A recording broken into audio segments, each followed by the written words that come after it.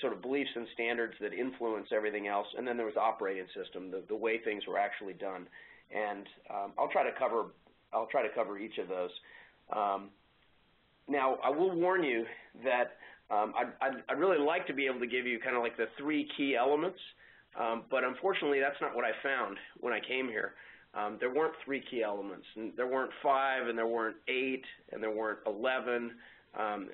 It's a longer list than that.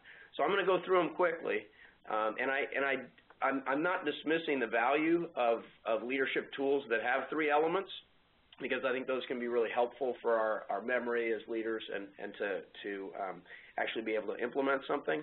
But in order to actually build a great company, it usually takes more than 3. And I hope that it'll be clear sort of as I come to the end of the list how they fit together. Okay. So let's talk. Let me start with the values, which is sort of the idea of why the folks at Genentech get up in the morning to do what they do. And as you see, it is a long list. Some of them may sound obvious. I'm just going to try to hit on them and give you a sense for what it's all about. The first one, the MIT community, I think, should like this, technical excellence. But it's interesting because I think the first requirement for success in any role at Genentech has really been a firm grasp of the facts and the ability to apply one's technical expertise to make good decisions and to solve problems. And you'd say, well, big deal, that's true anywhere, right? I think that's true of individual contributors in any firm, but at a lot of companies, the managers, especially at senior levels, maybe get a bit of a pass on details and are rewarded maybe more for their innate intelligence, sometimes demonstrated by their ability to wiggle out of situations, or their personal charisma, or their loyalty to the boss. And at Genentech, managers at all levels are really expected to have a very deep understanding of the work being done by their employees and to be able to solve tough technical problems when necessary without calling in reinforcements from below and definitely without calling in external consultants. And the implications of this are really important when it comes to promotion decisions. So, managers in a firm can be tempted to promote someone that's sort of average technical skill if that person has a long tenure or they work really hard, they've kind of paid their dues. And, of course, the problem with that kind of promotion surfaces as those folks become the gatekeeper for technical talent in the organization. And you may know the old adage that B players hire C players. So anyway, that's kind of technical excellence. The second value is really a fact-based approach. And it was sort of extraordinary at Genentech. And I think Art Levinson himself was sort of a 30-year scientist, lab rat, not very interested in people's opinions. Always the question was, what are the facts? And, again, it may seem like that would be fundamental, but it seems like humans, we continue to display an amazing propensity to believe what suits us, or to be impressed or misled by people who are particularly clever or attractive or have an air of success. And in a lot of organizations, people can rise to the highest levels with sort of making assumptions that aren't consistent with reality. And I think managers that hire into Genentech learn pretty quickly that the unforgivable sin is misrepresenting or overrepresenting the facts. And you say, well, what does this all mean, or what are the implications? I found that it was just super valuable to work in an organization where, kind of day in and day out, you can depend on it, that whatever information you receive from your coworkers or your team represents the facts as best as they know them. It doesn't mean people don't make mistakes, but it does provide for an air of trust that I think is uncommon. The third one, this is kind of a funny one, speaking in plain English. What's such a big deal about that? You'd think, well, that's kind of obvious. Here's an illustration of the communication style. So, for example, when Art would get up in front of an audience of 2,000 sales representatives each year at the national sales meeting, he would bring his own laptop up on the stage, sort of plug in his laptop. He had his own slides that he would advance, and he basically had a conversation about whatever was on his mind. and whatever were kind of the latest developments. Could be in the science area, could be in the business or the policy area. And kind of notable in that presentation and those of other senior executives was that they don't use different language or gestures or tone of voice than they would use in a one-on-one conversation with a friend or a colleague. And especially, I think, that they don't attempt to dress up unfavorable data or tell different versions of things to different audiences. And, maybe that doesn't seem unusual, but I've witnessed over my career of 20 years a tendency, especially in large companies, for leaders to put on a different stage manner, kind of use business speak and sometimes skirt the hard truth. And in that kind of environment, generally the audience, being pretty clever, assumes they're not being told the truth. They become suspicious of management or just tune out. And so I think, credibility is really a foundation of leadership, and this demand for plain speech is a very helpful element in building leadership credibility. So I guess I would ask you, the next time you get up in front of a large group or, if you have to make a presentation at your company, are you tempted to actually, convey that in a different way? I'm not saying you can't be enthusiastic, but just sort of a culture test. The next element, this idea of trusting over your ideas to your peers, this was one that was very hard on my pride when I first got to the company. I really had to learn a new approach to participating in meetings. I mean, my old approach was to make a point, and if others didn't take up my view and endorse it, that I'd assume they didn't understand me and make it again. And you may do this, or you may know other people who do this. My boss observed this behavior and sort of explained to me, hey, your peers are all smart, and if you present your idea and it doesn't gain support, don't repeat it. If it was a good idea, someone else was going to raise it before the discussion's over, and if it wasn't a good idea, you don't need to slow everyone else down by raising it again.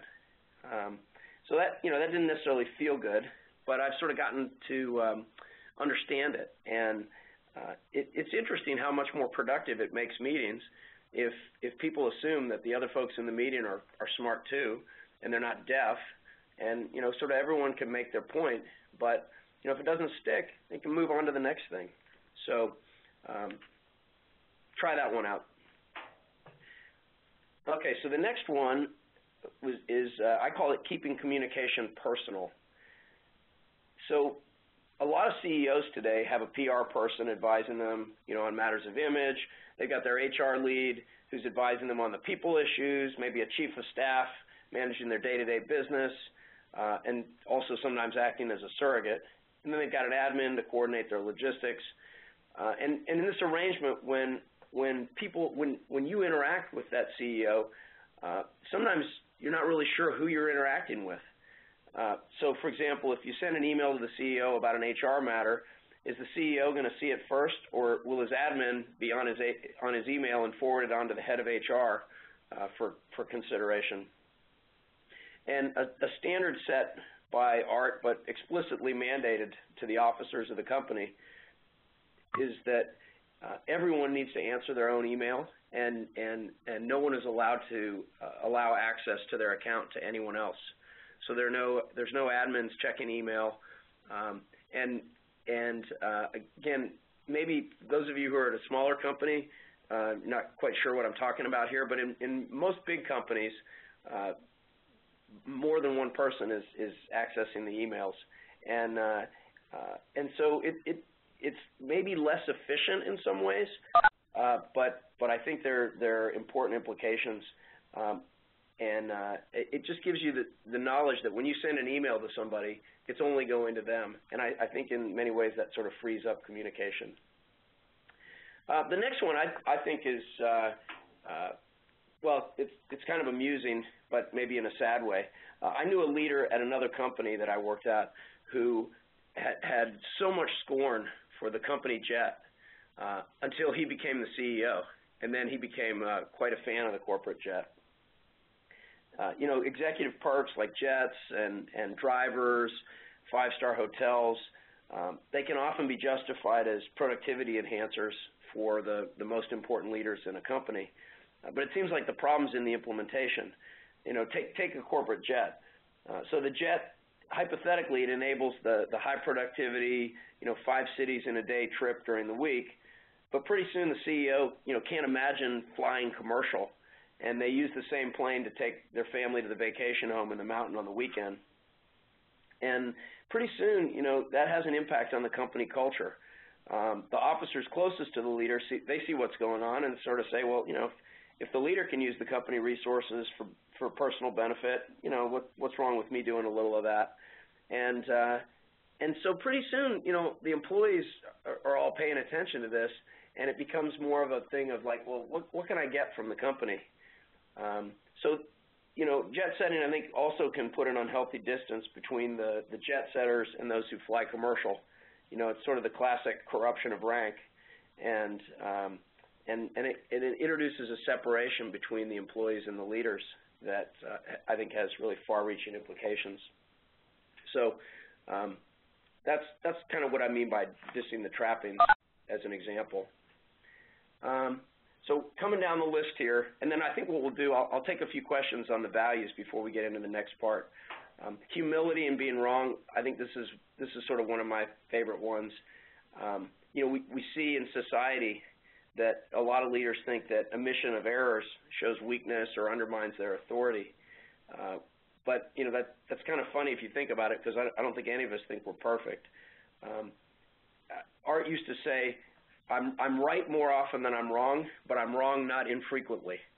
And just the idea that the leaders are open to the idea that, hey, you know what, maybe what separates a good leader from a not as good one is that they're right 65% of the time instead of 50% of the time. But everyone understanding that it's okay to challenge the leader and to question things. It doesn't mean revisiting decisions all the time, but just that the leaders are open to that. The next one I listed was checking your ego at the door. And, I'd say up until this point, probably most of the things I've listed are kind of serious values.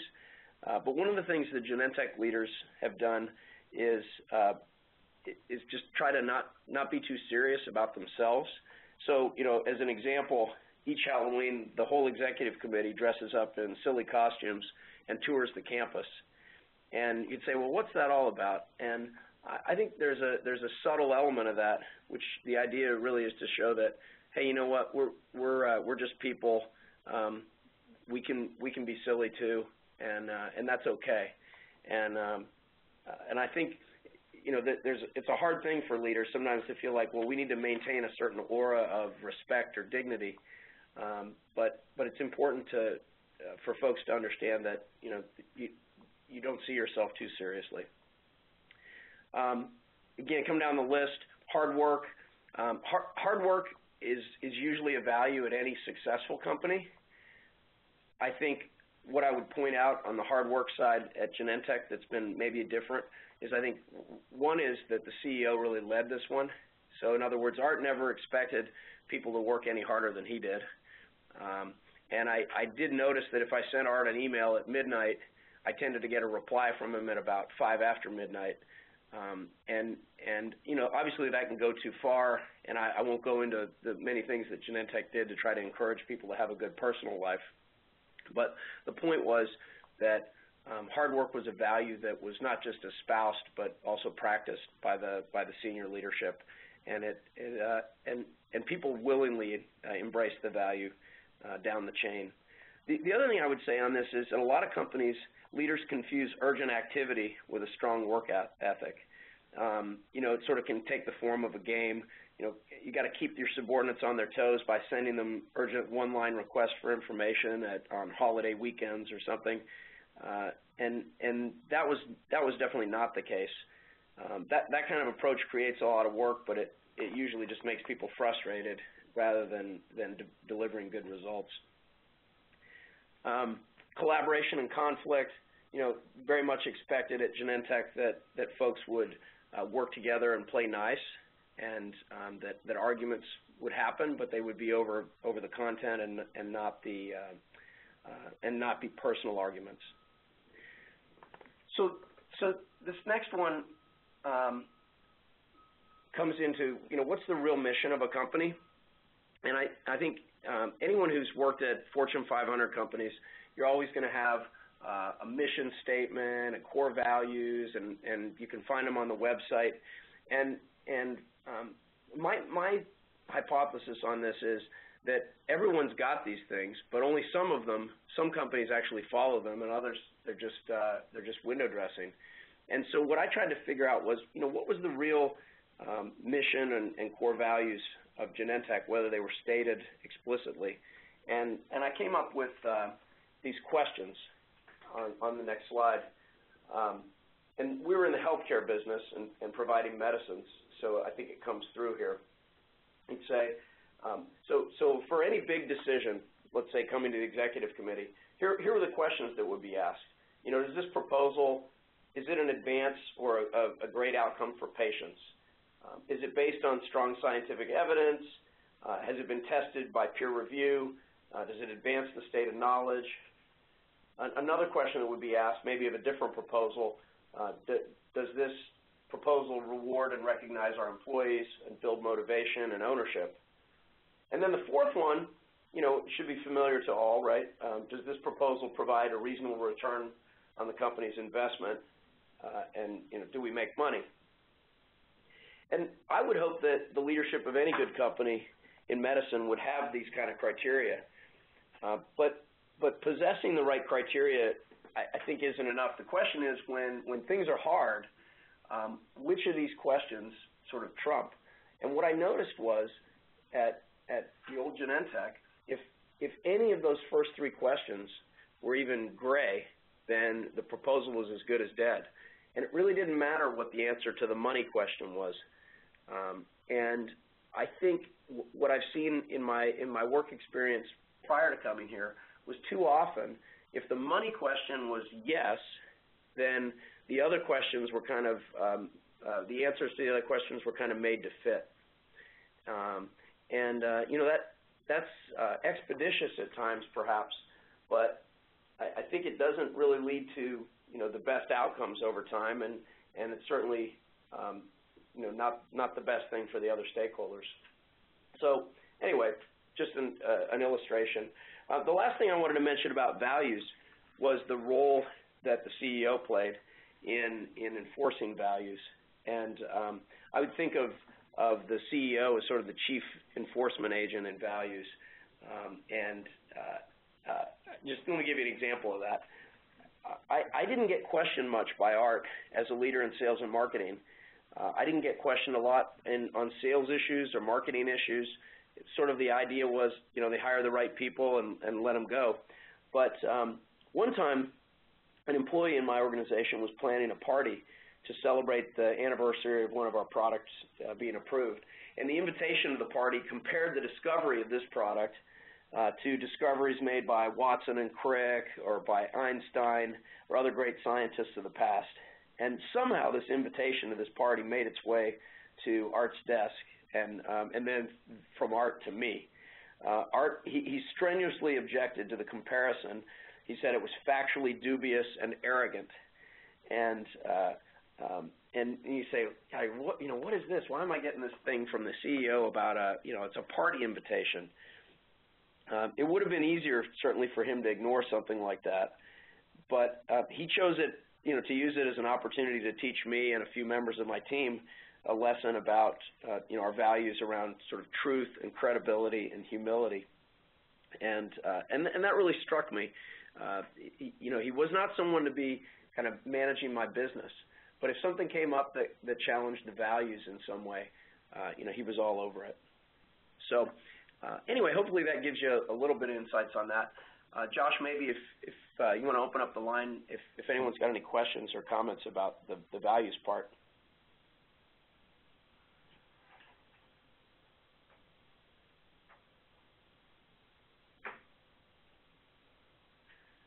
Josh, are you there? Or anybody want to jump in? Can you hear me, Bill? Yeah. Okay, great. I was just saying if anyone would like to just unmute themselves, they can make a comment, or you can send me a chat. Hey, Bill, my name is Tim. Thanks a lot. Let me ask, I look at the list of values. It's a little bit long. Is that kind of a list that you just made up, or is there something you try to use with employees to try to develop that sense of values, or how is this communicated? Yeah, no, I think it's a really good point. This is not an official list. This is what I observed, and that's what I said. You could say, wow, boy, this would never work, right? How would you build a communication platform around this list of values? And the answer is you probably couldn't. This is what I observed actually being enforced as values and being modeled by the senior leadership.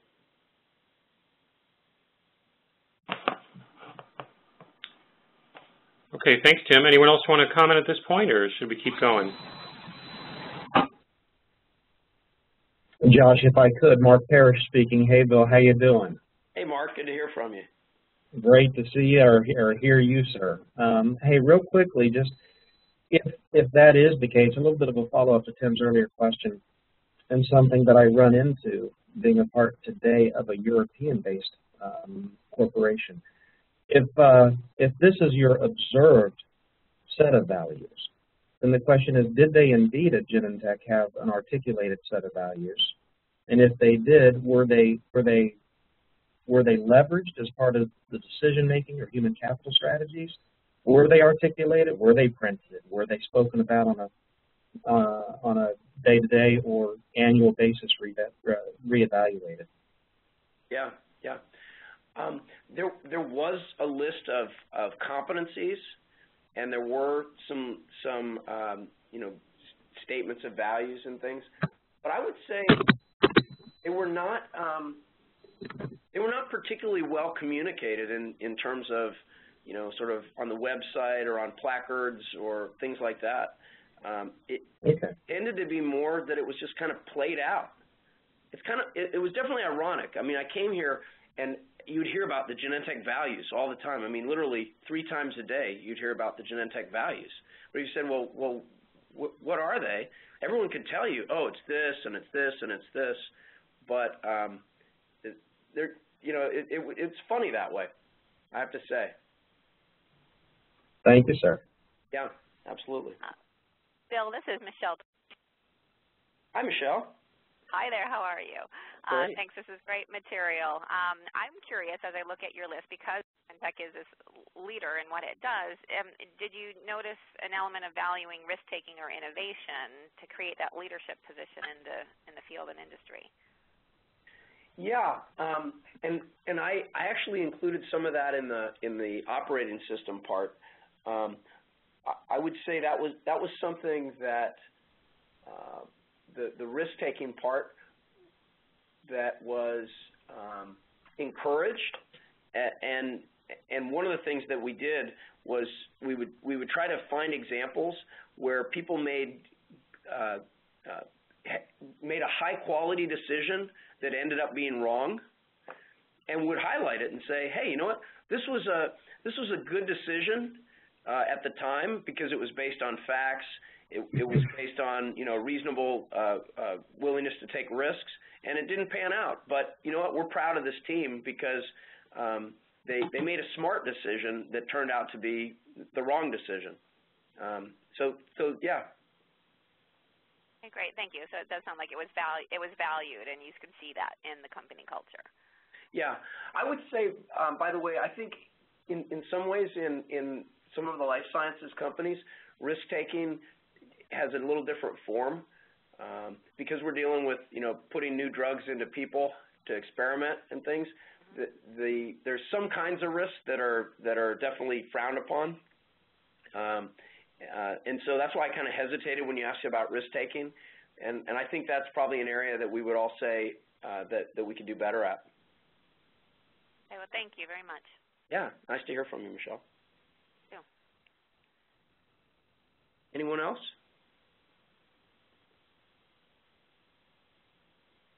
Okay, let me kind of go briefly through the elements that I noted of the operating system at Genentech in terms of how things were done.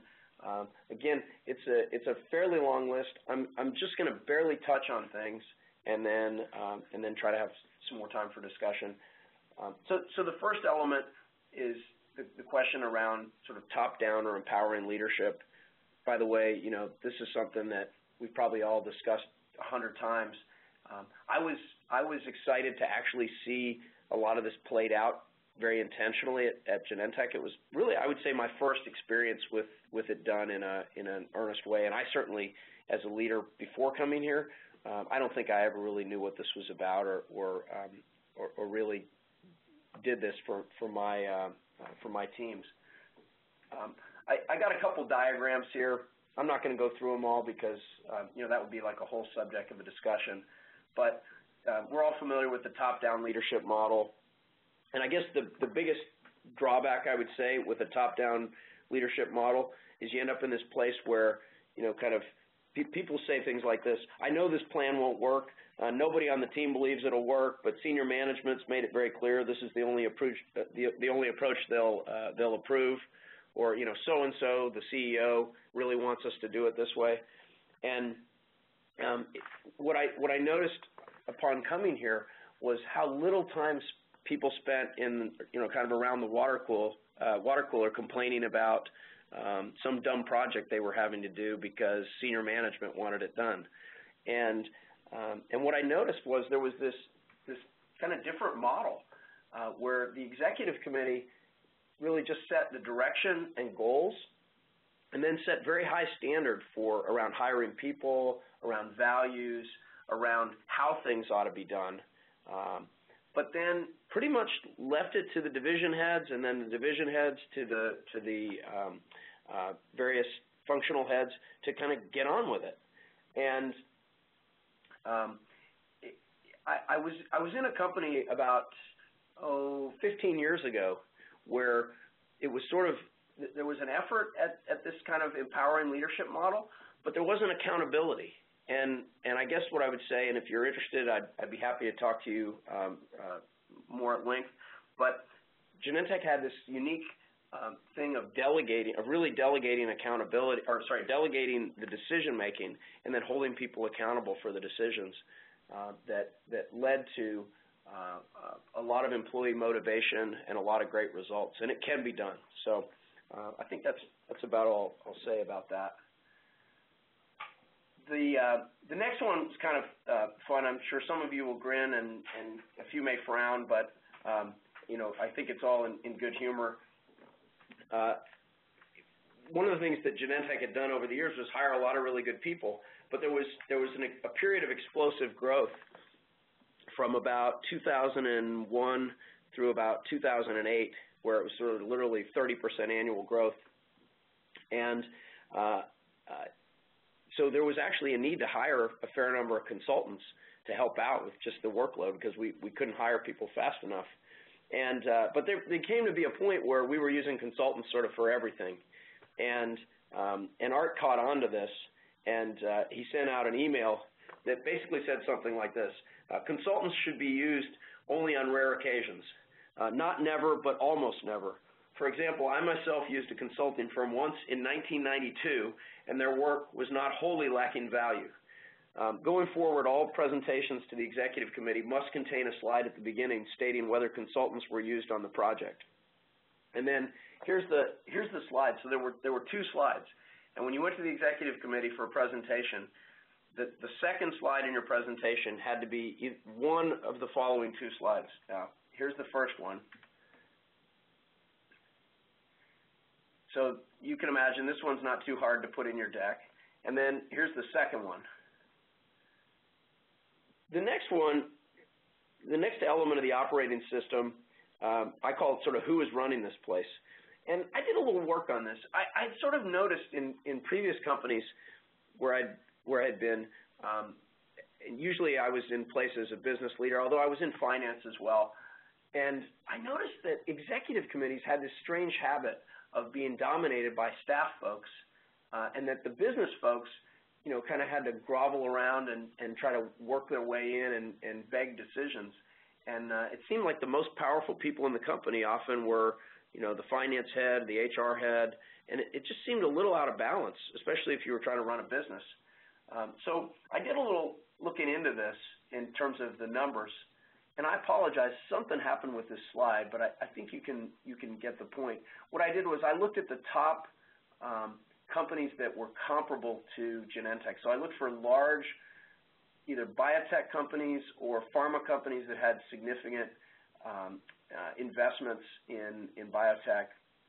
And what I looked at was, on their executive committees, how many folks on the executive committee were running businesses or running major functions like research or development, and then how many were sort of in the staff category, HR, corporate affairs, legal, finance, et cetera. And I just did the count, and again, this maybe isn't totally scientific, but here's what it was. What I found was, on average, these large companies, they had about 5 line representatives, maybe 5 staff representatives, 1 leader, and so for a total of 11. And the Genentech Executive Committee, in contrast, there were 2 staff representatives, one who had legal and government affairs and HR, and a second who had finance, IT, and corporate relations. And then there were 4 line representatives, which you can see the list there. And there were 2 things that struck me about this. One was that you all remember in our time studying MIT, or those who are still there, unless the science has changed since I left, everything would say the size of a team, most effective teams are sort of 5 to 8 people, maybe 7 people, and somehow the companies that are running the biggest companies in America are all got 11 people on them, or in many cases more than that. And it just struck me that it would seem that if it matters, team size matters, that maybe the main team running the company that would apply there, but it did apply at Genentech, and it had a couple effects. One was that I feel like the business considerations, or the fundamental important considerations of the company didn't really have to fight to get airtime. That most of the agenda of the executive committee was spent on the meaningful strategic elements of the business. And the other thing was just in terms of team size, and it actually acting like a team rather than a competitive forum where the members try to compete for airtime. So just a thought for you future CEOs to apply. So the next area I wanted to mention was decision-making. Decision-making was somewhat of an obsession at Genentech. There was a real sense that this was a key to unlocking productivity, and I think there's a lot of truth there. The first thing I'd mention is Genentech had what we call the single decision-maker model, and I guess I would define that as that for each decision, there's to be one identified person who makes it and then is accountable for its consequences. It doesn't mean the CEO is the single decision maker for everything. In fact, Art would delegate a good portion of even the decisions that were coming to the executive committee. He would say to the head of sales and marketing, hey, this is a commercial decision. The executive committee can give you input. You own the decision. So it's a very powerful tool. It's hard to implement. It requires discipline, but I do think it's a key element of the high level of accountability that folks have had and empowerment. The second one I call Decision-Making 202, and this is the idea of building quality in. And let me just simplify this. In many companies, my experience over the various Fortune 500 companies I worked in, and I spent time at 4 before I came to Genentech. A lot of times it was up to the senior leader's sort of gut feel. You'd say at the end of the day, it is just a judgment call, and the CEO's making the call. I'll admit that at times that's necessary, but what I saw at Genentech was extraordinary efforts to actually, bring science into the decision-making process with things like peer review committees. So on development decisions like clinical trials, there's actually a committee with a single decision maker as its chair, who's doing a very rigorous qualitative and quantitative analysis of each study. Similarly, on the commercial side, we sort of have a group of peers with a single decision maker reviewing major commercial assumptions about the future, about the environment, reviewing the forecast for products, new products for investment decisions. And it's all kind of documented, and it may sound sort of bureaucratic, and it felt a little that way to me when I arrived, but it was interesting to see how it helped decisions to actually stick and to take hold, and again, the accountability was there. You know, you knew, well, whose forecast was that? Well, you know, that's who owned it, and here's how it was done, and here's the documents, and so pretty interesting. You know, I'm not sure that would be applicable in a small company as much, but in a large company where you've got you know, a lot of projects and a lot of decisions being made every day, it definitely was a big factor.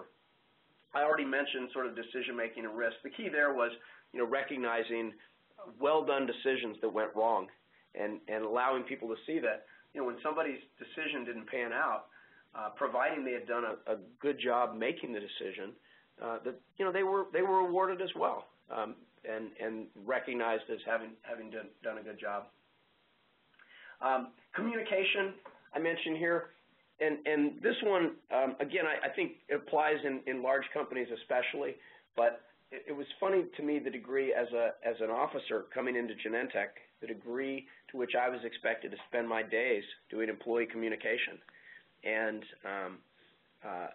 you know, different forums, whether it was webcasts or you know, face-to-face meetings, teleconferences, and really being measured on ability to communicate with employees and have employees feeling good about the direction and the sense of being trusted with information, and that was a big piece. And then the last one I want to mention here is the people processes, and in particular the scrutiny around hiring. I would say a lot of companies are willing to compromise on people's methods as long as they get a result, or maybe compromise on the results as long as the person sort of goes along with the flow and is well liked. Genentech leaders have been judged by a very difficult combination of the what, you know, in terms of the results, and the how, and it's actually, and I'm sort of relating the experience, it can be very hard being a new manager at Genentech because so much is expected in terms of not just results and smarts and hard work, but also how they treat people and how they get along with their peers. And I found this in the hiring process. One of my first jobs, I had to hire an officer, and so, you know, I learned that there weren't any really good candidates internally at that point in time. Again, we've gone through a big growth spurt, and we were short on internal candidates. So I lined up headhunters, and I got a bunch of candidates, and I brought them through.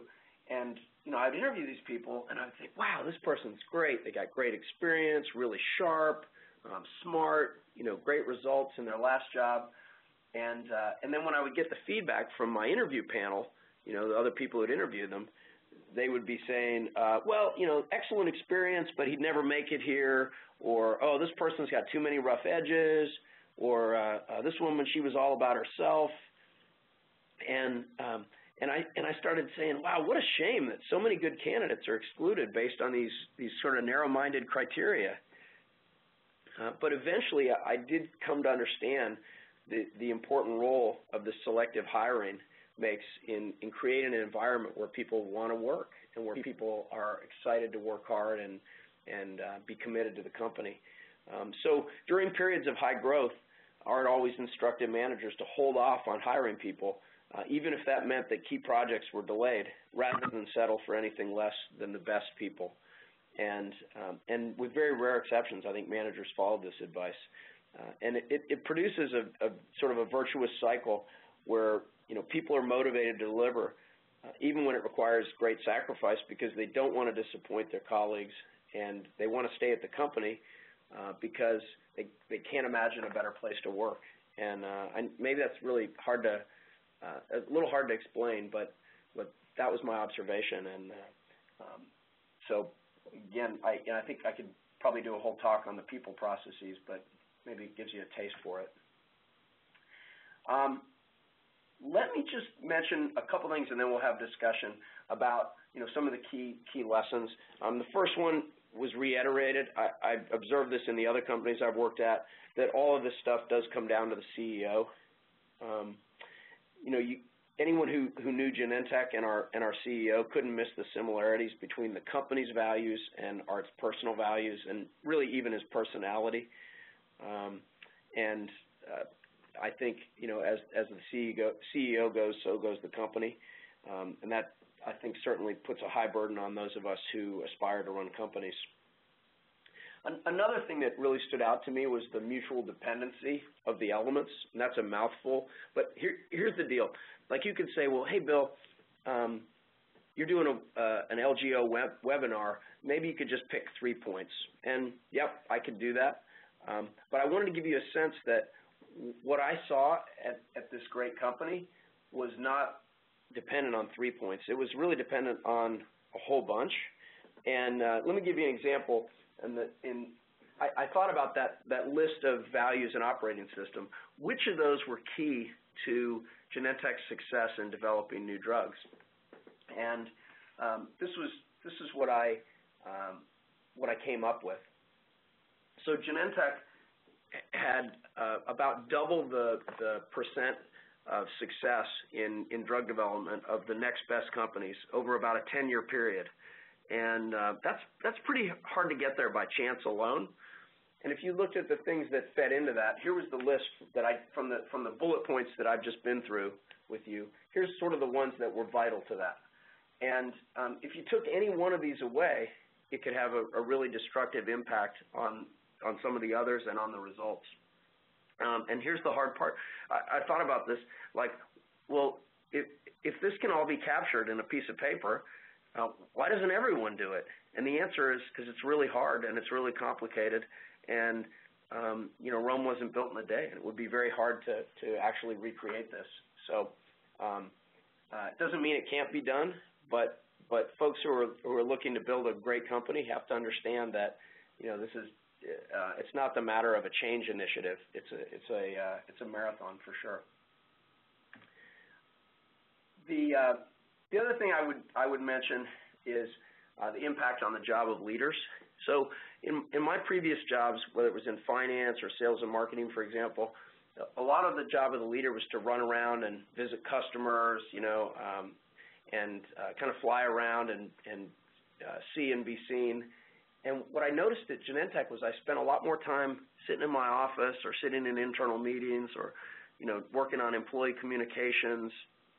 And actually, it was my people that were out doing that stuff, the customer calls and things. It does make for a very different type of job for leaders. You become much more of a process manager in a way, or a values manager, and less of a content manager. And that's something to think about. But again, if you're at a large company, think about, and you're a leader, think about how much time you're spending on the content versus enabling your people to do that stuff. And then the last thing I would just kind of throw out there for those of you on the call is to think about, how could you put these lessons to work where you are. So with that, I'd love to take some time to have some discussion.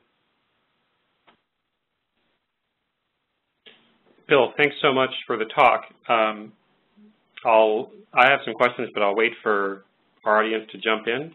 I think you can unmute yourself, so just go right ahead and ask Bill a question.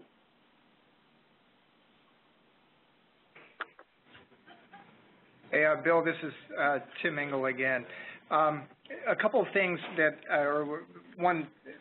a couple of pieces in your slide 17 to think about, and how do these things positively or possibly negatively contribute to good performance. If you've got this a very structured decision-making process and the peer review on the one hand, how do you make sure that doesn't water down innovation, risk-taking, aggressive goals, being honest about what the problems are? Because at least what we see in our organization is that can work against those things sometimes. Yeah, no, I agree. Again, I would say on the risk-taking part, the main driver here folks have, the main driver I think that folks have here to take risks is the motivation to do something great. And what does that mean? Like, for example, we're in the business of coming up with new cures and treatments for cancer. And so people will have a high degree of motivation to try something that they think will, stop lung cancer. And so that's kind of the driver. So I want to get this drug into people and test it because I think it could be effective at stopping lung cancer. And then the governance processes, these committees, and again, I know it sounds sort of bureaucratic. Their real purpose is to make sure that the decisions are made with good facts and to provide guidance to the teams. I do think our enemy can be bureaucratization, that things get bureaucratic. But when you have the other things in place, like the people processes that ensure that the people we hire have the right motivations and are not bureaucrats, the fact that people are empowered to make decisions. And, for example, at a lot of drug companies, the CEOs take very active roles in the individual decisions that are made with respect to individual drugs. That didn't happen here. So, in other words, you may have a committee you have to get through, but that's the only thing you have to get through. You don't have to worry about the committee giving you an opinion and the CEO having a different one. And so it works. It's not simple. Developing drugs sort of takes 1,000 people working 10 years to do it. So I won't claim that it's like a kind of nimble process, but I think it's the one that seemed to work best in this particular industry. Thanks, Tim.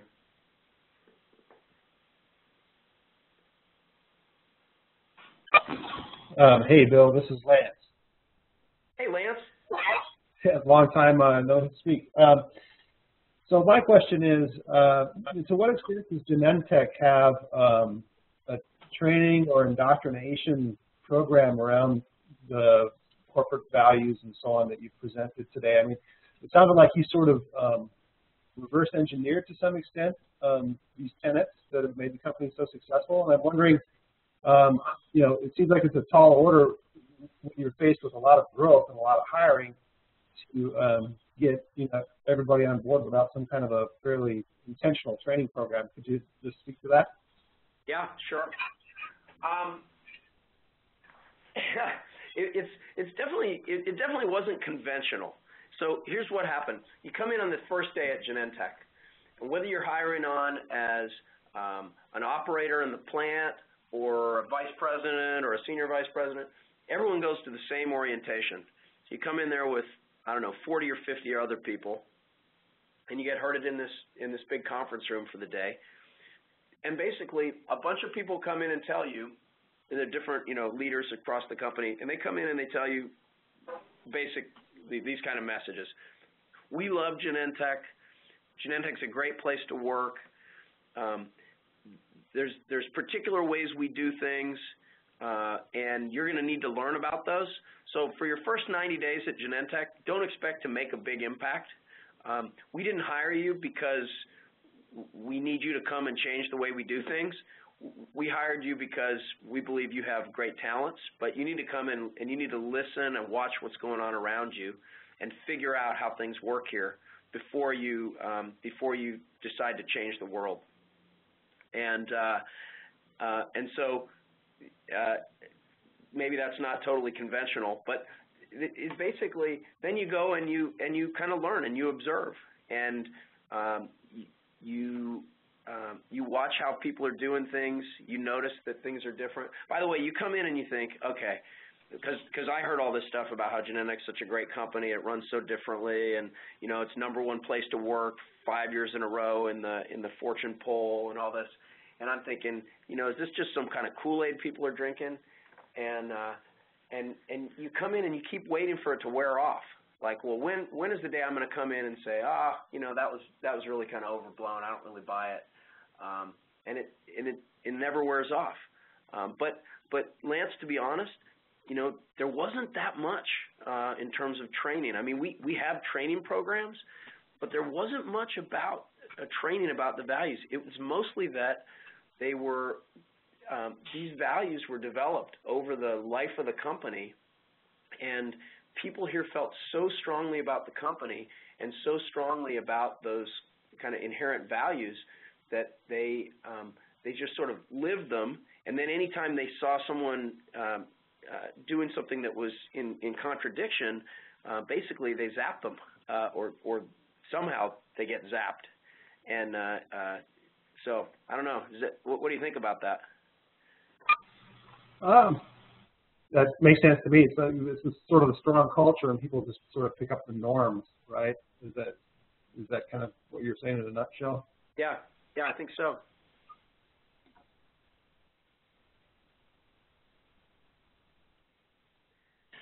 Bill, if I could jump in and just ask the question, throughout much of your talk, you referred to the Genentech culture in the past tense, and you did say at one point that Roche is looking to preserve a lot of aspects of that culture. Could you speak about some of the changes that may have occurred?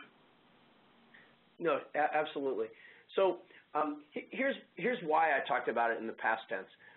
What I did was in 2009, when the merger occurred, I sort of said, hey, I don't know where the culture is going to go now. I was optimistic that, you know, I'd heard things from Roche that they were going to try to maintain the culture and things, but I just said, I'm not taking any chances. I'm going to write all this down before I forget it. I spent, by the way, you know, before I came to Genentech, I spent 15 years at other companies and was always dissatisfied with the state of things. And, you know, maybe the companies I worked in sort of ranged from good to not so good, but none of them would I'd say were great. And so I made a point to write it down. So that's what I'm presenting to you is my observations in 2009. And so that's why I talked in the past tense. The story on the merger is that Roche has really gone to unprecedented lengths to preserve the culture, and the first of those was to basically put Art Levinson on the board of the company of Roche, to have a Genentech person be the CEO of the new Genentech entity, and then have many of the Genentech leaders be now global Roche leaders for various functions like product development. And so I think, you know, it's sort of so far so good. But it's definitely, you know, challenging to try to maintain these kind of cultural elements when you go from a 10,000 person company, or I guess we were maybe 12,000 people at Genentech, and now merged into an 80,000 person global organization. But you know, so far so good.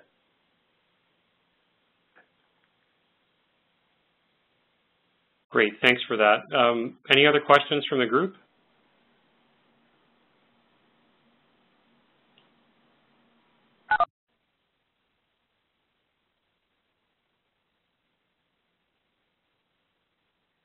All right.